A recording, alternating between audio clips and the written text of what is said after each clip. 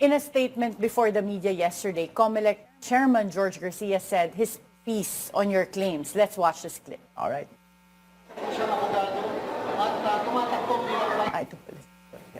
Lawyer siya, accountant siya, at sabi niya, napakagaling niya, expert siya na isang IT expert.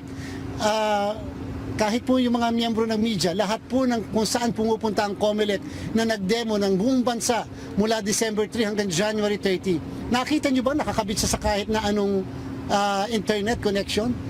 Di ba nakakabit lang siya sa kuryente na minsan tinatanggal pa kahit tanggalin ng kuryente, di ba gumagana yung mismo pong makina? So yung pong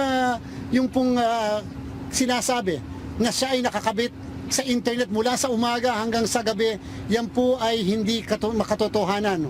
Wala pong katotohanan yan, yan po ay fake news, mali po yan. How do you respond to Chairman's claims that, yun nga, kanina ko pa rin sinasabi, because narinig ko tong press con na to, na wala naman daw connection sa internet. Chairman George Garcia, ikaw ang fake news. Kasi sinabi niyo mismo during demo na hindi talaga siya magko-connect sa internet. Kasi malamang during demo, ayaw ninyong mag-connect siya sa server. Kasi nga, pag nag-connect sa server, yun na yung final results. Explicitly, ang instruction ninyo during demonstration is hindi siya connected sa internet. Precisely, in-explain nga yun ng mga COMELEC official. Pero sinabi rin nila mismo, syempre, on election day, connected ito. Try mo basahin, Chairman George Garcia, yung rules na inilabas mo mismo noong December 2024. Basahin mo doon, connected ba sa internet o hindi? Ang sagot, yes. You are fake news, Chairman George Garcia.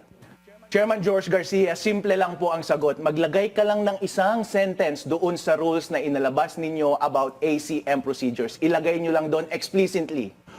Do not connect to the internet, the automated counting machines on election day, but only when after the election returns have been printed and when you are just about to send the election results to the servers. That's it.